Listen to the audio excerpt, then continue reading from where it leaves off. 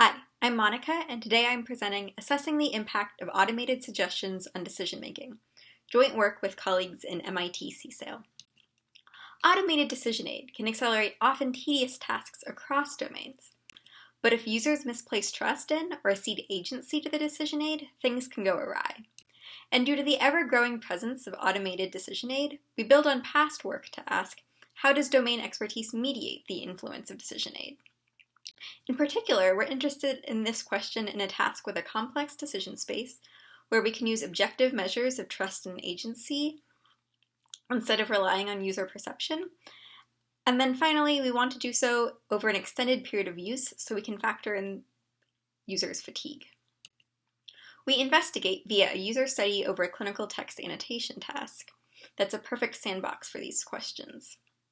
In the task, the user is presented with a sentence from clinical text and asked first to identify instances of clinical jargon in that text, and then disambiguate those instances and map them to a term in a structured ontology with over 400,000 concepts.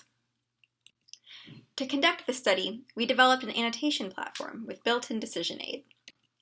The decision aid included label recommendations, which appeared when users highlighted a term, as well as pre-filled suggestions, which contained a box with both a span and a label and can be accepted in a single click. We then analyzed how does this decision aid influence our domain experts and impact their agency.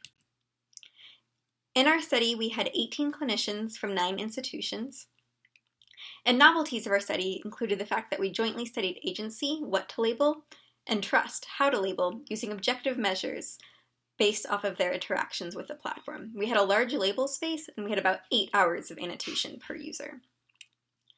We conducted the study in 2 stages, which I now detail. In the first stage, we look at label recommendations. We have 3 user modes with full recommendations, no recommendations, and artificially weakened recommendations. We analyze accuracy, speed, and search behavior, particularly where recommendations are inaccurate.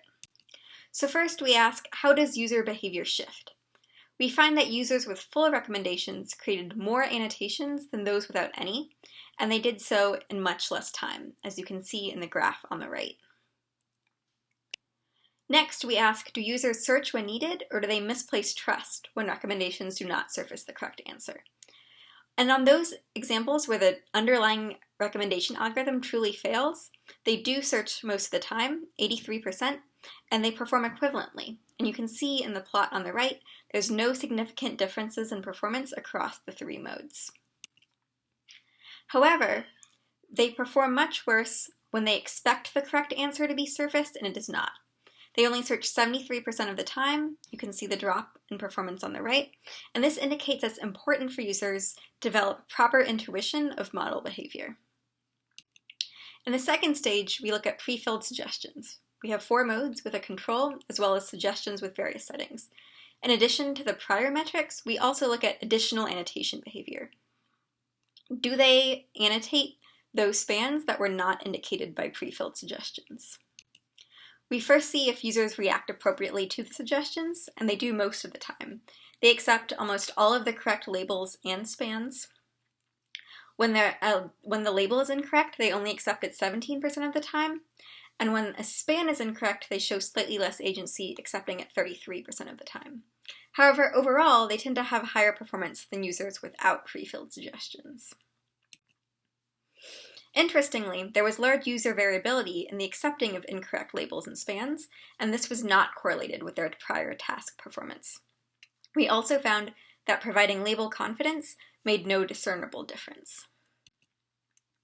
Now if we look at these new annotations that they had to create and label by hand, we found that they experience a loss of agency compared to their prior performance as well as the control group, and this was significant. Interestingly, this loss of agency went unnoticed by users, who noted in their exit interviews that they thought they were more thorough than before. So our takeaways are first, our domain experts properly modulate trust and mediate model errors if they have the correct mental models. Second, users lost agency without noticing, making it very important to use objective measures for user behavior. And finally, we believe that both user interfaces and machine learning systems should adapt to account for this loss of agency. Thank you.